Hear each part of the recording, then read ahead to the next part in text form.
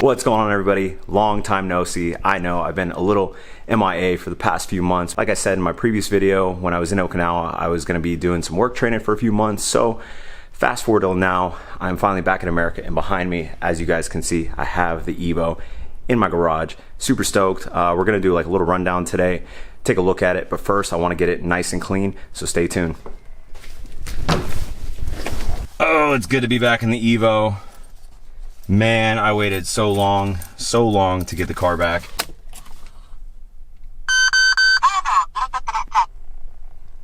Little piece of Japan with me, huh?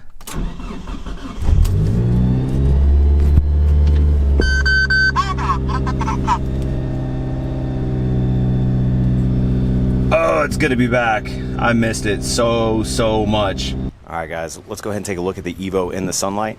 So when I picked up the car, it actually had leaves and a bunch of crazy stuff all over it because it was sitting outside for a few weeks in Atlanta where I picked it up.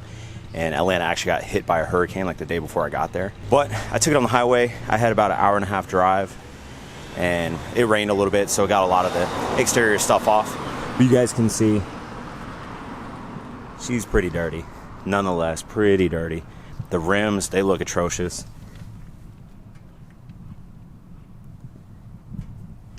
And then check out the passenger side caliper. Ew. Ew. Yeah, pretty dirty. So actually, I picked up a pressure washer recently, and then I ordered from Amazon. I got some Chemical Guys stuff along with a foam cannon. First time using a foam cannon, so I'm pretty excited about that. Still got the Japanese license plate on here. Check this out.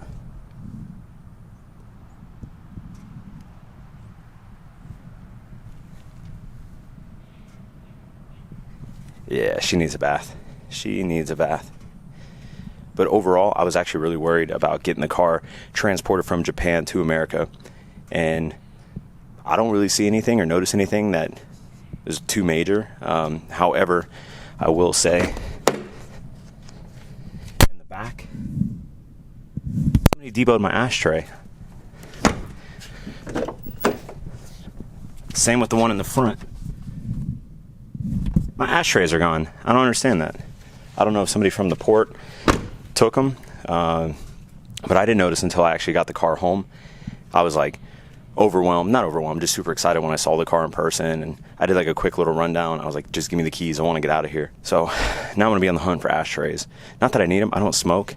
It doesn't look right not having them in the car, and I don't know how hard it's going to be to find those. So if you guys know or can source ashtrays for this car, hit me up. Still got the front plate on here. I was actually worried about that too, because it's so easy. All you got to do is hit these two bolts and you can take the plate off.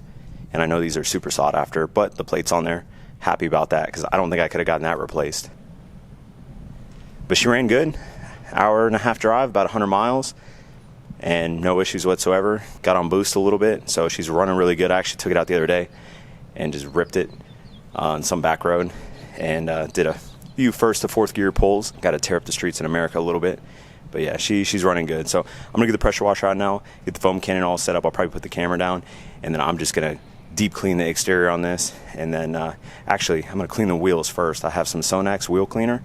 We're going to try that out. I saw a video on YouTube, ironically, and the results actually look pretty good. So we're going to give that a shot, see if we can make these wheels look new, and then we'll go ahead and blast it with the foam. Stay tuned. All right, guys.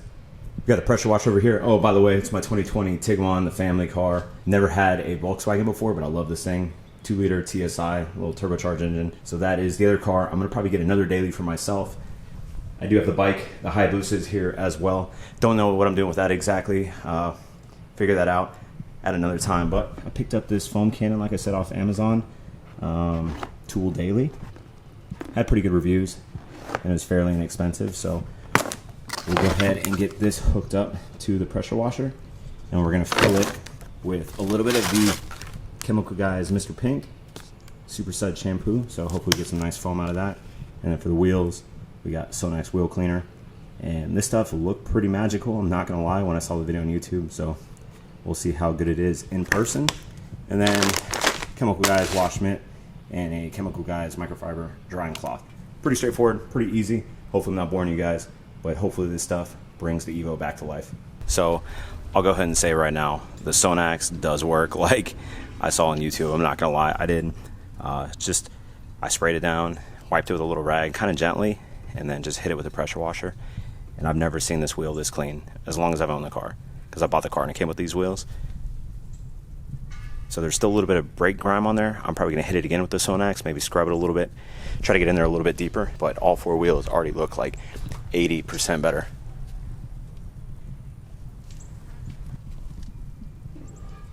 And then I went ahead and wetted the car down. But I'm going to hit it again, and then we'll pick back up whenever I have the soap bottle on the actual pressure washer, and then we hit the actual car.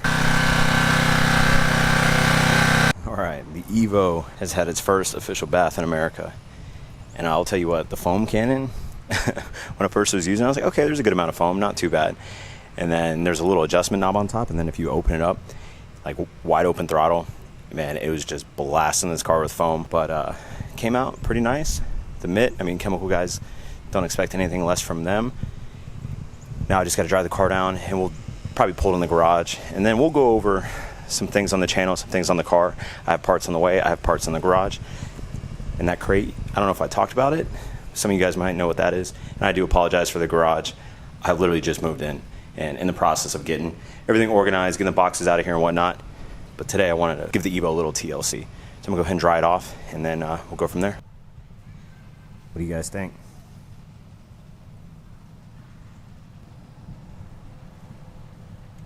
I think the rims came out really good. Not perfect, but I don't even know how long they've been on the car, how old they are. But I think if I hit it a few more times and I get like a proper brush, I might be able to get all the brake grime off there inside the barrel. But I ran out. The bottle actually does go quick. It was enough to hit all four rims twice. So just keep that in mind. It's about 15 bucks, I think, off Amazon. Not too bad, but definitely worth it. So I'll make sure I go on Amazon, leave a review.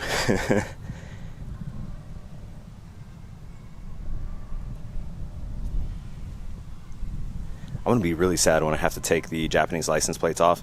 I'm probably this week going to be going to the DMV, trying to get everything sorted to get the car actually registered. I have the title translated. I have the export documentation. The shipping company, they're going to send me all the customs paperwork, all that good stuff. So hopefully it's a smooth process. I'll probably do a video on that. It is a little bit different for the military. I didn't do a video actually picking the car up and going through the process.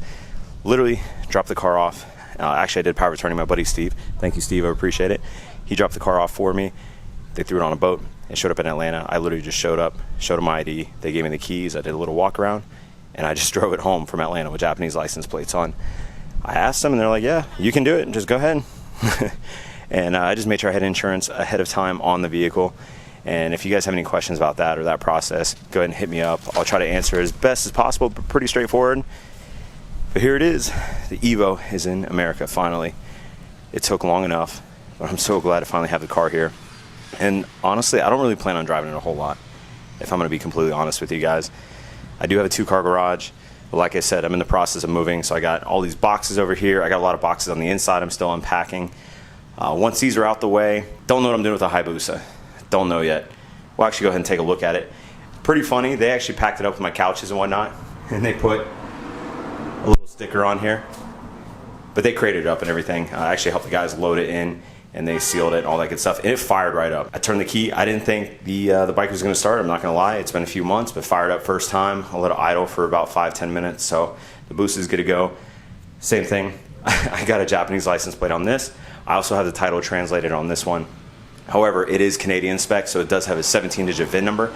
So hopefully it'll be really easy to get titled in America and registered and all that good stuff. We'll see how that goes. But I'm not too worried about the bike right now. But I did get 3 Japanese license plates. I got 1 on the bike, and then I got 2 on the Evo. So I know those are super sought after, so pretty cool that I was able to keep the one on the motorcycle. But the plan, I got my Recaro over here. I got so much crap in here. But check this out. I don't know if I mentioned this in a video before. I think at Crank Neo, I did a video. I'm not exactly sure. It's been a few months now. And I spotted a 4G63 there. Got the information on it, reached out to the owner, and actually took it off his hands, purchased it from him right before I moved, and I got it shipped here with everything, all my personal items and all that good stuff. So in here, full-blown 4G63. One issue. The shop did say that they were digging into it, and I think it has a spun bearing, something along those lines. They're not too sure, but I got a pretty good deal on it, and it comes with intake manifold, turbo manifold, the TDO5 16G down here, and yeah, I mean, obviously the valve cover. We got some NGK spark plug cables. Who knows? So the plan is to get an engine stand and a cherry picker. I'm gonna get a workbench. Workbench is gonna go on this side. I didn't really have anything in Okinawa because the space is so small in Japan when I lived off base. Yes, I'm in the military. So when I was off the actual installation, I didn't have a lot of room. And then I moved on base and I definitely didn't have any room there. So I'm gonna pick up a workbench, and the plan is to actually like pimp out the garage workbench on the right-hand side, and then engine stand over here in the corner. And then I'm gonna do a full teardown series on the 4G63 and see what the engine's all about. Strip it down and then, you know, see if it's salvageable. And if there's any hope in it, then the plan is to rebuild the engine, get the valve cover painted, make this thing sweet. I might go for big power. I was gonna see what you guys think about the engine build. Maybe go for some big numbers, pull the running engine out of the Evo, put that on the engine stand, seal it up, get it out the way, drop this bad boy in there, and then have some fun with the Evo. Because what I don't want to have happen right now is beat on the Evo too much, have issues happen with that engine, and then be out this car, and then trying to get parts from Japan and all that.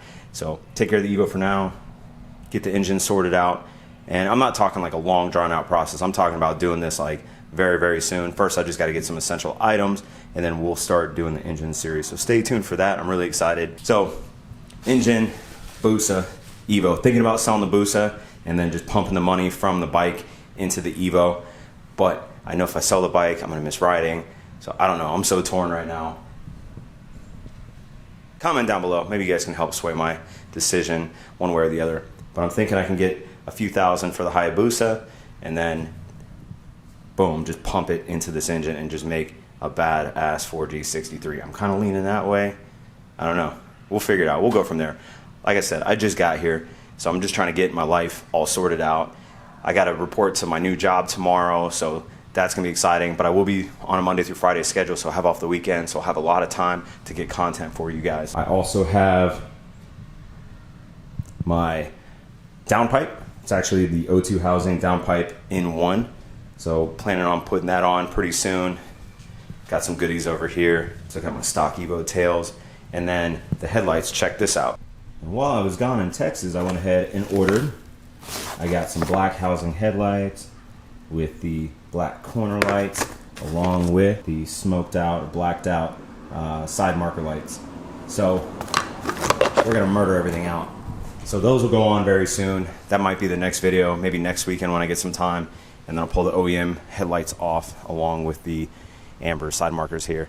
And then I think it'll really set the car off with the white and black two-tone theme I'm kind of going for in the car. Real excited about that. And then I also have a set of carbon fiber Ganador replica mirrors on the way, along with a C's short shifter replica. So those will be going in the car. I still have the shifter bushing, so I'll put all that in at one time. And then just little by little, getting the Evo where I want it to be. The car is a blast, and you guys know how it is. You know how it is. Owning a car, it just never ends. So, and I got one more thing I'm gonna put on the car. Let me go grab it. And I also picked this up. There's a company that actually sells these. I don't remember the name off the top of my head. If you guys are curious about getting a JDM replicated plate, let me know. I think it was like 20 bucks, 30 bucks, something like that. But you can customize that however you want. You can do K-car plates, like the yellow plates. So I went ahead and I did the Okinawa prefecture. So you'll see here. Boom, boom. And then you can pick exactly what you want on there. I did not do a Yankee plate though. I did not want to throw a Y back on there. So when this plate comes off, because I definitely don't want that plate stolen, that is a collector's item for me. I have license plates from all the places I lived, Guam and Portugal and now Japan. And that one, Tokyo 2020 limited edition. That's probably my favorite thing on the car. So that's coming off. And that'll probably go on there. Just a little something, something. All right, guys, that's gonna do it for today's video. As always, thanks for watching. I'm super excited to be back and filming for you guys. Hopefully you enjoyed the video. Sorry if I rambled a whole lot. It's just been forever, and I've been wanting to talk to you guys and chat with you guys and catch up. So lots more to come, so stay tuned. Until then, I'll catch y'all on the next video. Later.